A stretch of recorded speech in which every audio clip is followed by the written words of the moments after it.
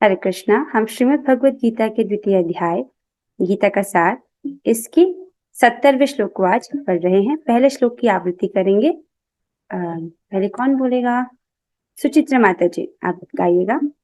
आपूर्यमाणम् अचल प्रतिष्ठम् आपूर्यमाणम् अचलप्रतिष्ठम् समुद्रमापः प्रविशन्ति यद्वत् समुद्रमापः प्रविशन्ति यद्वत् तद्वत् कामायं प्रविशन्ति सर्वे तद्वत् कामायं प्रविशन्ति सर्वे शान्तिमाप्नोति न कामकामी।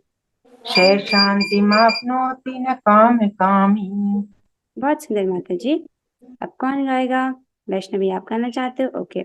आपूर्यमाणम् अचल प्रतिष्ठम् पूर्यमादम् अचलं प्रतिष्ठम् समुद्रमापः प्रविशन्ति यद्वत् समुद्रपः प्रवशन्ति हृदयम् तद्वत् कामायं प्रविशन्ति सर्वे तत्त्वा कामात्म्यं प्रतशन्ति सर्वे शान्तिमाप्नोति न कामकामी। शान्तिमाप्नोति न कामिकान्ति। आपने अच्छा प्रयास किया। ओके, कृष्णांश प्रभु जी। आपूर्यमाणम् अचल प्रतिष्ठम् आपूर्यमाणम् अचलप्रतिष्ठम् समुद्रमापः प्रविशन्ति यद्वत् समुद्रमापः प्रविशन्ति यद्वत् तद्वत् कामायं प्रविशन्ति सर्वे तद्वत् कामायं प्रविशन्ति सर्वे शान्तिमाप्नोति न कामकामी। स शान्तिमाप्नोति न कामकामी। बहुत सुंदर प्रभु जी। आप सभी ने बहुत अच्छा प्रयास किया। थोड़ी टीका लंबी है इसलिए हम आगे बढ़ रहे हैं। इस श्लोक में भगवान क्या कह रहे हैं? भगवान कह रहे हैं, जो पुरुष समुद्र में निरंतर प्रवेश करती रहने वाली नदियों के समान इच्छाओं के निरंतर प्रवाह से विचलित नहीं होता और जो सदैव स्थिर रहता है, वही शांति प्राप्त कर सकता है। वह नहीं जो ऐसी इच्छाओं को तुष्ट करने की चेष्टा करता हो। बहुत सुंदर श्लोक है। इस श्लोक में भगवान और स्पष्ट करते हैं स्थित प्रज्ञ व्यक्ति के बारे में। भगवान बताते हैं कि किसको शांति प्राप्त होती है। भगवान कह रहे हैं, जो पुरुष समुद्र में निरंतर प्रवेश करते रहने वाली नदियों के समान इच्छाओं के निरंतर प्रवाह से विचलित नहीं होता।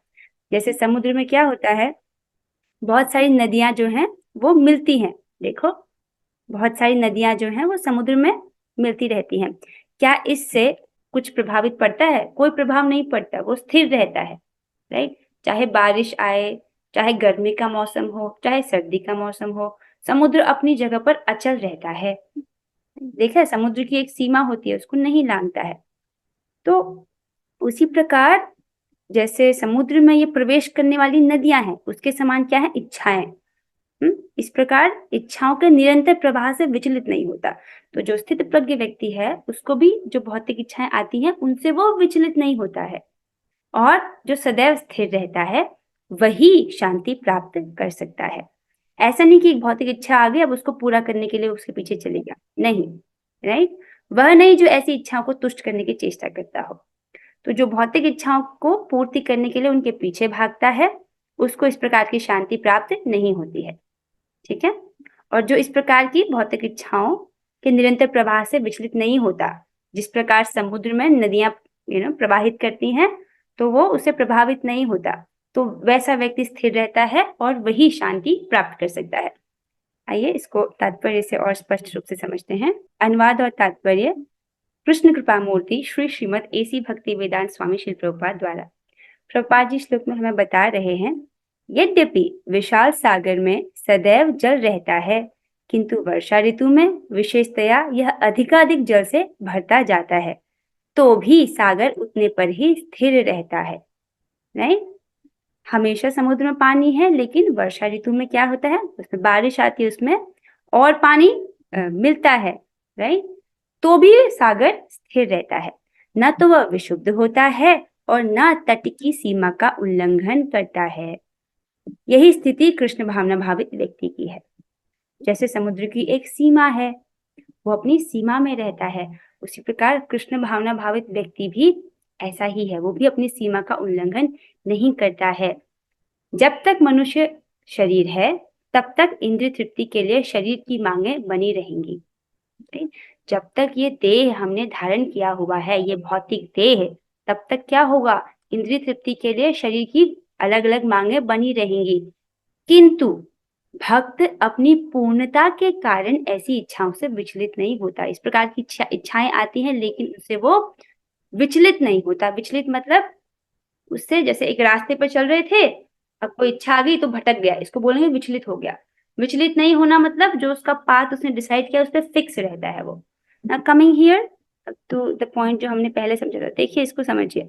सो हर क्षण इंद्रियों के पास दो चॉइस है, या तो हम उसको कृष्ण की सेवा में लगाएं या माया की सेवा में लगाएं, राइट। कृष्ण की सेवा करने से कृष्ण भी एक रिवॉर्ड देते हैं, एक इनाम देते हैं, और माया की सेवा करने से माया भी एक इनाम देती है, राइट। दुर्भाग्यवश आज तक अपने पिछले जन्मों में हमने गलत चॉइस किया है। हमने क्या गलत चॉइस की है? हमने माया की सेवा की है। कारण क्या है, कैसे पता चला? हम आज भी एक भौतिक देह में हैं, राइट। वरना हमको दुखालय में होने की क्या जरूरत थी? जब भगवान कह रहे हैं ये जगत दुखालय है, ये दुख का घर है, तो हम दुख के घर में रह क्यों रहे हैं? हम अपने ही कर्मों के कारण यहाँ फंसे हुए हैं, राइट, क्योंकि हमने गलत चॉइसेस की थी। इस बार हमको गलत चॉइस नहीं करनी है, राइट। तो अब माया की सेवा करते हैं तो हमको पता है कि क्या होगा इसका परिणाम, एक और नया भौतिक शरीर मिलेगा भौतिक जगत में, और भौतिक शरीर मिलेगा अर्थात जन्म मृत्यु जरा व्याधि वाली परेशानियां फिर से हमको उठानी पड़ेंगी। फिक्स बात है। अब इधर आइए, और जो कृष्ण की सेवा करता है उसको क्या फल मिलता है? वह भगवान का प्रेम भरा पार्षद बनकर उनके धाम को प्राप्त करता है और दिव्य आनंद का उपभोग करता है, स्वादन करता है। ओके, तो पहले जब व्यक्ति इस बात को बुद्धि से समझता है, अब वो डिसीजन लेता है कि मुझे अपनी इंद्रियों को कैसे इंगेज करना है, राइट। अपने तन से, अपनी वाणी से, राइट, और अपने कर्मों से। क्या मुझे माया की सेवा करनी है या कृष्ण की सेवा करनी है? कितने लोगों को यहाँ पर कृष्ण की सेवा करनी है? मैं देख रही हूँ ऊपर, एक्चुअली ऊपर स्क्रीन है, मैं ऊपर देखती हूँ ऊपर स्क्रीन है। अच्छा, सबको करना है, मधुस्मिता माता जी को छोड़ के, मैं समझ गई। अच्छा, सबको करना है। मधुस्मिता दादा जी, आपको हाथ खड़ा करना नहीं आता, आपका हाथ नहीं देख पा रही हूँ। अच्छा, सभी को कृष्ण की सेवा करनी है। ओके, ठीक है ठीक है, मैं समझ रही। ओके, सो जूम में एक हाथ खड़ा करने का बटन होता है, you can just tap it, तो आपका ना वीडियो ऊपर आ जाता है अपने आप, ठीक है। अच्छा, तो हम ये समझ गए कि हमको कृष्ण की सेवा करनी है, राइट। तो वो जो स्थित प्रज्ञ व्यक्ति है वो, उसने अपनी बुद्धि यही फिक्स कर दी कि उसको यही करना है। अब माया उसको बार बार प्रलोभन दे रही है भौतिक चीजों का, राइट। ये प्रलोभन छोटे से छोटा भी हो सकता है और बड़े से बड़ा भी हो सकता है। अब कैसे डिसाइड करते कि कौन सा प्रलोभन छोटा है और कौन सा प्रलोभन बड़ा है? अगर उस प्रलोभन से आपका कितना समय खराब हो रहा है उसकी बेसिस पर। कोई प्रजल्प है, कोई व्यक्ति आया, उसने आपसे दो फालतू बात की तो आपके 10-15 मिनट खराब हो गए, तो वो छोटा सा प्रलोभन था, राइट। तो माया इस प्रकार से प्रलोभन दे रही है। या नींद का प्रलोभन, राइट, सो जाओ थोड़ी देर, तो थोड़ा और उसमें थोड़ा और समय खराब हो जाता है। इस प्रकार के अलग अलग प्रलोभन। जैसे कोई बिजनेस करते हैं, चलो अब कोई व्यक्ति बिजनेस करेगा, बिजनेस के अगेंस्ट कुछ नहीं है, लेकिन अगर हम अपना सारा समय वहां दे देंगे तो हम भक्ति कैसे करेंगे? रास्ता तो दो ही है ना, या तो हम कृष्ण की सेवा कर सकते हैं या तो माया की सेवा कर सकते हैं। बिजनेस के अगेंस्ट नहीं है, लेकिन उसका धन का उपयोग सही तरीके से करना आना चाहिए उस व्यक्ति को, राइट। तो यहाँ पे जो माया जो विभिन्न विभिन्न प्रलोभन देती है उससे वो विचलित नहीं होता है। वो जो भौतिक इच्छाएं बार बार आती रहती हैं, जब तक ये देह है वो व्यक्ति उससे डेविएट नहीं होता। वो, उसका माइंड फिक्स है कि मुझे कृष्ण की सेवा ही करनी है। और कृष्ण की सेवा करने का अर्थ होता है इंद्रिय संयम करना और भक्ति करना, राइट। इससे क्या होता है? क्रमशः चित्त का शुद्ध होना और उतनी मात्रा में दिव्य रसों का आस्वादन करना। जैसे जैसे हम इंद्रिय संयम करते हैं, भक्ति करते हैं, तो हमारा चित्त क्रमशः शुद्ध होता है, और उतनी उतनी मात्रा में, जितना जितना शुद्ध हुआ उतना उतना व्यक्ति को दिव्य रस का आस्वादन होता है, राइट। और चित्त शुद्ध होता है तो क्या होता है? वो भगवान का प्रेम भरा पार्षद बनकर उनके धाम को प्राप्त करता है। नाउ कमिंग हियर, राइट, इसको समझ रहे हैं आप? जो यद्यपि सागर में सदैव जल रहता है, राइट, वर्षा ऋतु में अधिकाधिक जल से भरता भी है तो भी सागर स्थिर रहता है। तो यहाँ पर जल को और नदियों को किससे कंपेयर किया गया है? व्यक्ति की भौतिक इच्छाओं से। वो आती रहती है लेकिन वो उससे विचलित नहीं होता है। कब तक आएंगी? जब तक के मनुष्य का देह है। इसको भगवान आगे के श्लोकों में स्पष्ट करेंगे। प्राक शरीर विमोक्षणात्, जब तक व्यक्ति का देह है तब तक उसको ये सब इच्छाएं सहन करनी पड़ती है। ओके, वो ऐसे सहन कर लेता है तो वो इस जगत में सुखी रहता है। आगे चलते हैं।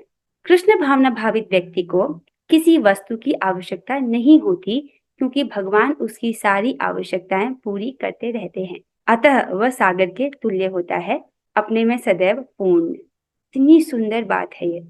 भगवान इसको अध्याय 9 में बताएंगे, परम कुक्षी ज्ञान में, कि जो अनन्य भाव से उनका भजन करता है, भगवान उसके योगक्षेम का वहन करते हैं।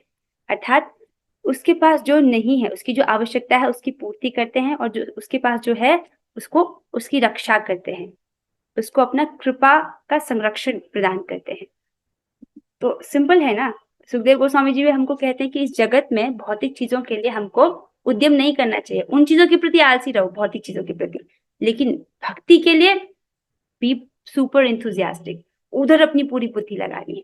जब भगवान कह रहे हैं कि कोई अनन्य रूप से मेरा भजन करता है, मैं उसके योगक्षेम का वहन करता हूँ, तो बस अपनी सारी बुद्धि लगनी चाहिए कि अनन्य रूप से भगवान का भजन करना चाहिए। सो अनन्य रूप से भजन करने का मतलब ये है कि मैं भगवान की साधना भक्ति कर रही हूँ या कर रहा हूँ भगवान की प्रेमा भक्ति प्राप्त करने के लिए, कोई भौतिक इच्छा के लिए नहीं। राइट, भगवान की भक्ति कर रहे हैं भगवान की भक्ति करने के लिए। अर्थात मैं भगवान की भक्ति कर रहा हूँ, साधना भक्ति कर रहा हूँ भगवान की प्रेमा भक्ति प्राप्त करने के लिए। यही भगवान चतुश्लोकी भागवत में भी बोलते हैं। आगे चलते हैं। तो जो भी कृष्ण भावना भावित व्यक्ति की जो आवश्यकता होती है उसको स्वयं भगवान पूरी करते हैं। सागर में गिरने वाली नदियों के समान इच्छाएं उसके पास आ सकती हैं, किंतु वह अपने कार्य में स्थिर रहता है और इंद्रिय तृप्ति की इच्छा से रंच भर भी विचलित नहीं होता।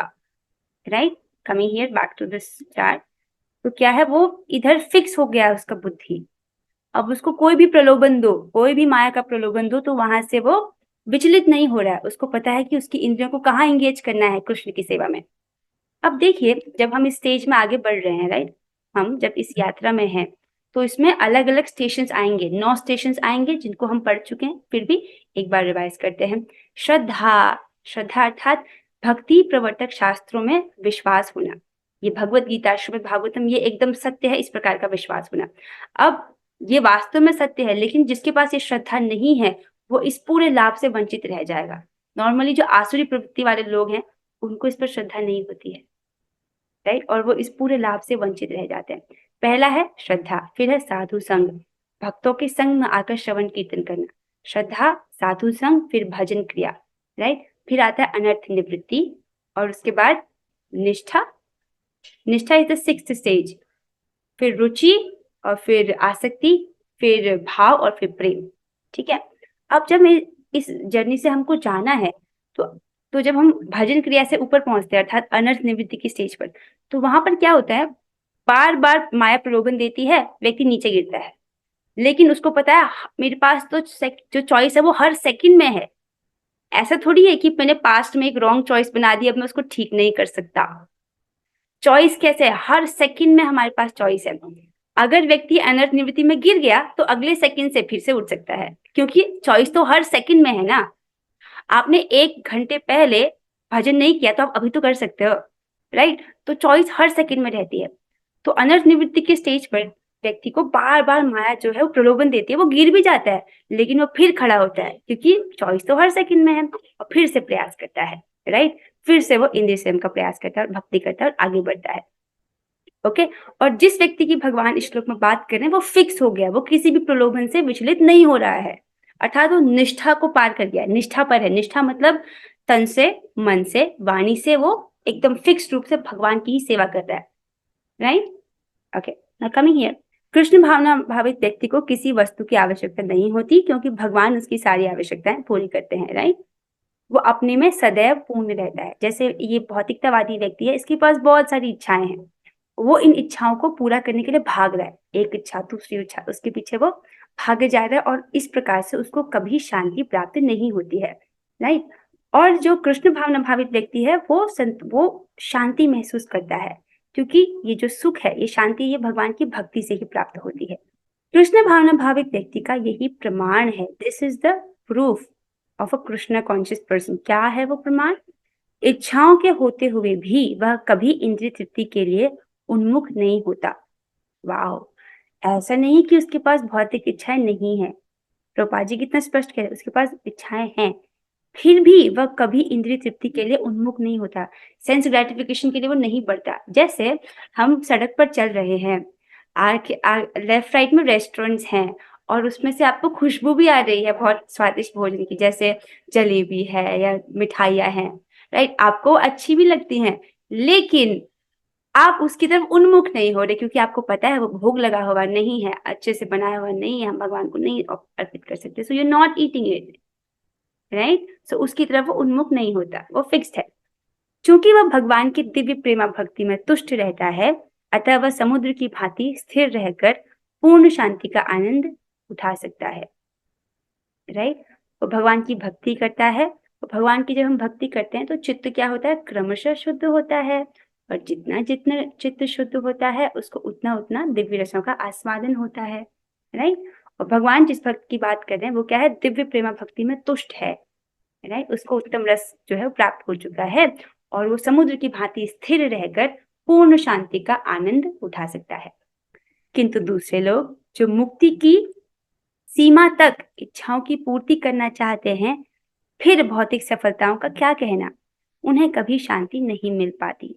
तो यहाँ पर एक तरफ तो ये व्यक्ति है जो कृष्ण भावना भावित व्यक्ति है, वो पूरी तरह से तुष्ट है, उसको भक्ति से वो पूरी तरह से तुष्ट है, राइट? वहां उसमें उसको दिव्य रसों का आस्वादन हो रहा है एंड ही सेटिस्फाइड देयर। दूसरी तरफ ऐसे लोग हैं जिनको भौतिक इच्छाएं हैं, और यहाँ तक कि वो लोग जो मोक्ष के कामी है, मोक्ष के इच्छुक है। लोग सोचते हैं कि जो लोग मोक्ष की इच्छा करते हैं वो सोचते हैं कि हम तो भौतिक कुछ भी इच्छा नहीं कर रहे हैं, हम तो मोक्ष की इच्छा कर रहे हैं। लेकिन प्रभुपाद जी इसको बताते हैं कि वो सबसे बड़े कामी हैं, राइट? वो सबसे बड़े कामी हैं जो मोक्ष की इच्छा कर रहे हैं। कैसे? क्योंकि प्रेम का अर्थ होता है जो कृष्ण की प्रीति के लिए, कृष्ण की इंद्रियों को सुख देने के लिए कार्य करना, अर्थात प्रेम। अपनी इंद्रियों के सुख के लिए अर्थात काम। अपनी इंद्रियों को सुख देना और अपने दुख की निवृत्ति, इसको बोलते हैं काम, राइट? और मोक्ष की इच्छा में क्या होता है? मोक्ष की इच्छा में व्यक्ति सोचता है कि मुझे ब्रह्मानंद का सुख मिल जाए और मेरे दुख की निवृत्ति हो जाए। उसको कृष्ण से कोई मतलब नहीं है, इसलिए मोक्ष की इच्छा को भी बहुत बड़ा कामी बोला गया है, राइट? तो ये सब इनको क्या है, कभी शांति नहीं मिल पाती, क्योंकि ये भी इच्छाओं के पीछे भागते रहते हैं। तो यहाँ पर प्रभुपाद जी चैतन्य चरितामृत के एक श्लोक को कोट करते हुए उसका अनुवाद बता रहे हैं। क्या बोल रहे हैं प्रभुपाद जी?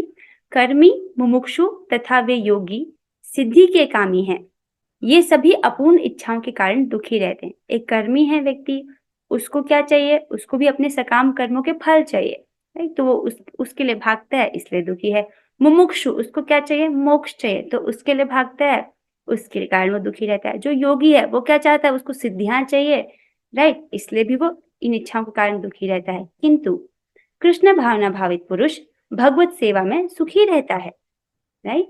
और उसकी कोई इच्छा नहीं होती है। अब इसको, इस लाइन को समझिए। क्या ऐसा हो सकता है कि आत्मा की कभी कोई इच्छा ही ना हो? आत्मा को तो स्वभाव है इच्छा करना, राइट? यहाँ पर कोई इच्छा नहीं होती, अर्थात कोई भौतिक इच्छा नहीं होती। जैसे हम सबकी भी तो इच्छा है कि हमको कृष्ण प्रेम चाहिए, हमको गोलोक प्राप्त करना है। क्या ये भौतिक इच्छा है? नहीं, ये आध्यात्मिक इच्छा है। कोई इच्छा नहीं होती, अर्थात कोई भौतिक इच्छा नहीं होती, राइट? जैसे बहुत सारे भक्त हमारे बीच में ऐसे हैं जो प्रचार करना चाहते हैं, राइट? तो ये कैसी इच्छा? आध्यात्मिक इच्छा है, ओके? वस्तुतः वह तो तथाकथित भव बंधन से मोक्ष की भी कामना नहीं करता। कौन? जो भगवान का भक्त है वह भव बंधन के से मोक्ष की इच्छा भी नहीं करता है, वो, उसको मोक्ष भी नहीं चाहिए, राइट? कृष्ण के भक्तों की कोई भौतिक इच्छा नहीं रहती, इसलिए वह पूर्ण शांत रहते हैं। ये बहुत हाई स्टैंडर्ड बोला जा रहा है। ऐसा हो सकता है कि आपके मन में कोई भौतिक इच्छा हो, and that's not a problem, वो सब पूरी हो जाती हैं। भगवान कहते हैं 4 प्रकार के लोग उनकी शरण में आते हैं। तो अगर किसी व्यक्ति की भौतिक इच्छा है तो भी भगवान की शरण में, तो भी कोई दिक्कत नहीं, भगवान उसको भी स्वीकार करते हैं। लेकिन जो भगवान के भक्त हैं, उन जो शुद्ध भक्त हैं, उनमें कोई भौतिक इच्छा नहीं होती है। वो केवल भगवान की भक्ति करते हैं, भगवान की भक्ति से संतुष्ट रहते हैं। उनका एकमात्र प्रयोजन है कि किस प्रकार मेरे प्रयासों से भगवान प्रसन्न संतुष्ट हों।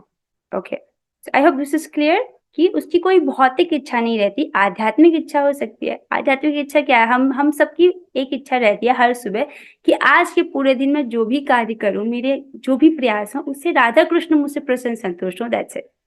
ये हमारा सक्सेसफुल डे का स्टार्ट होता है। हम ऐसे, अगर हमने कोई भी ऐसा कार्य किया जिससे कृष्ण प्रसन्न हो, इसका मतलब हमारा पूरा दिन सफल है। अगर हम एक भी ऐसा कार्य नहीं कर पाए, इसका मतलब पूरा दिन व्यर्थ चली गई। Right, this is how we live. Okay, I think यहाँ पर ये टीका जो है वो समाप्त होती है। अब हम प्रश्न उत्तर की तरफ बढ़ रहे हैं। ओके, सो 2 प्रश्न हैं यहाँ पर। जिस एक बात मैं यहाँ एक्सप्लेन करना भूल गई थी कि जो कृष्ण भावना भावित व्यक्ति है वो पूर्ण शांत इसलिए रहता है क्योंकि उसके पास कोई भौतिक इच्छा है ही नहीं।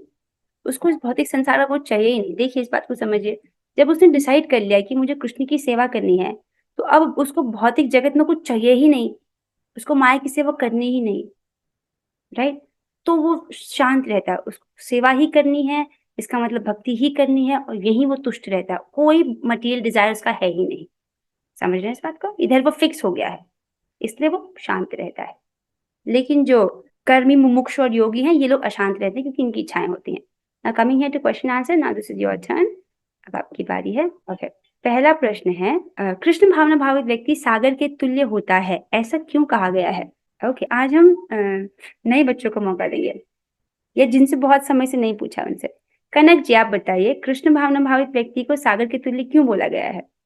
क्योंकि वो सेटिस्फाइड रहता है और उसकी भौतिक इच्छाएं नहीं होती हैं। जी, Right? जैसे सागर में गिरने वाली नदियों से सागर को ज्यादा इफेक्ट नहीं होता है, वैसे ही हमारी लाइफ में भी इंस्टेंसेस होते रहेंगे, बट अगर हमारी इंद्रियां कंट्रोल में हैं तो हम उनकी तरफ डिविएट नहीं होंगे। बहुत सुंदर कनक जी। हाँ, जैसे सागर में नदियां गिर रही हैं तो उसको बिल्कुल प्रभाव नहीं पड़ता, वो हमेशा ही स्थिर रहता है। जी, ऐसा व्यक्ति, दैट्स गुड। तो भौतिक इच्छाएं आएंगी लेकिन उससे वो विचलित नहीं होगा। और भौतिक इच्छाएं कब तक आने वाली है? जब तक हमें शरीर में है। राइट, तो उससे वो विचलित नहीं होता है। That was a nice answer. Now coming to the next one. प्रश्न नंबर 2 है, कृष्ण भावना भावित व्यक्ति किस प्रकार पूर्ण शांत रहता है? अब हम इसको कौन बताएगा? कृष्ण भावना भावित व्यक्ति। Okay, Vaishnavi, you want to say? बताइए।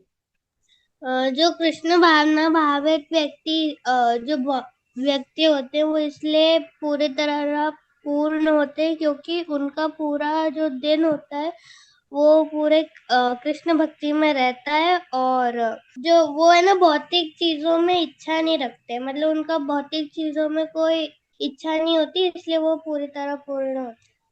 बहुत सुंदर वैष्णवी, बहुत अच्छा उत्तर दिया आपने। Very good. Okay, that was very nice. So let's end the class here now.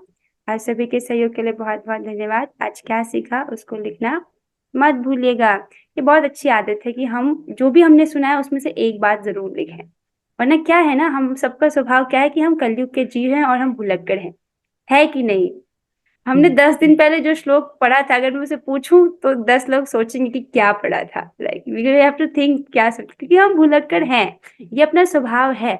इसलिए हमें अपनी सहायता करनी चाहिए। कैसे?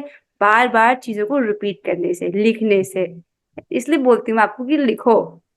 ओके, एक बात जो पूरी क्लास आपने सीखी उसको लिखना चाहिए। Vaishnavi, you have a question now. हाँ माता जी, अगर कोई साधक एक इच्छा रख के अगर नीचे गिर जाता है तो क्या होगा? अच्छा, अगर वो साधक है, साधक अर्थात हमने पिछली क्लास में पढ़ा था, राइट, कि वो गुरु के अंडर कृष्ण भावना भावित होने का अभ्यास कर रहा है। साधक अर्थात अभी उसने ये समझ लिया है कि कृष्ण भावना भावित अगर मैं होऊंगा तो मेरी बुद्धि स्थिर होगी। अब वो गुरु के अंडर अभ्यास कर रहा है। अब ऐसा करते हुए ऐसा हो गया कि उसको भौतिक इच्छा आ गई। राइट, पता है क्या, कृष्ण का स्टाइल इतना अच्छा है ना, भगवान मना नहीं करते हैं, भगवान उसको पूरा करते हैं। और ऐसे पूरा करते हैं कि उसके बाद व्यक्ति सोचता है कि अब मुझे कभी ये इच्छा नहीं करनी है। सो भगवान ऐसे हैं, तो अगर इच्छा होगी तो व्यक्ति वहां जाएगा, भगवान उसकी इच्छा पूरी करेंगे, उसके बाद he will come back again. वापस से उस रास्ते को वो he will start it again. क्योंकि देखिए, ऐसा नहीं है कि ये चॉइस आपने समय में एक बार पीछे लेनी थी। ये चॉइस हर सेकंड में है। चाहे कोई माया में गिर क्यों ना गया हो, कोई भोगों में बहुत ज्यादा नीचे पड़ गया हो, वो जिस सेकंड ये डिसाइड करेगा कि नहीं अब तक बहुत हो गया, आज तक जितना भी हो गया, लेकिन अब से मुझे कृष्ण की सेवा करनी है, तो ना वहीं से उसका वापस से उसका जो पथ है, ऊपर का पथ, प्रगति का पथ, वो शुरू हो जाता है। कभी भी चाहे साधक कितना भी गिर जाए, हम चाहे कोई कितना भी भौतिक में चले जाए, हर सेकंड उसके पास चॉइस है, वो उसी सेकंड डिसाइड कर सकता है और वापस से वो कृष्ण की सेवा में आ सकता है। कृष्ण हमेशा उसको स्वीकार करने के लिए तैयार खड़े हैं। देखो चाहे कोई कितना भी भौतिक भोगों में गिर जाए, हमेशा याद रखो भगवान ने पूतना पर दया की थी, पूतना पर दया की थी। और पूतना हरिनाम जप भी नहीं करती थी, अरे वो स्नान भी नहीं करती थी, वो प्रसाद भी नहीं खाती थी, वो बच्चों का खून पीती थी। तो भगवान को बोलो, हे भगवान, मैं तो बहुत भौतिक भोगों में गिर गया हूँ, मैं अब आपकी भक्ति में आना चाहता हूँ, कम से कम मैं पूतना जैसा तो नहीं हुआ, आपने पूतना पर दया की तो मुझ पर भी कर दो ना। Is very merciful. तो कैसा भी गिर जाए, वापस से वो भगवान की सेवा में आ सकता है। Okay, that was a very nice question Vaishnavi, thank you so much for the question. अब हम 3 बार हरे कृष्ण महामंत्र करेंगे। With this we are ending the class here. Okay, let's do it together.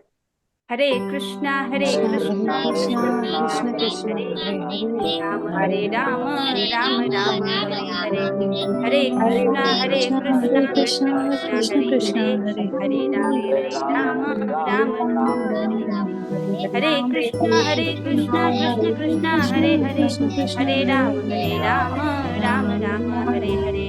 Shrimad Bhagavad Gita की जय, श्री प्रभुपाद की जय। All glories to Shri Guru Gauranga. Hare Krishna.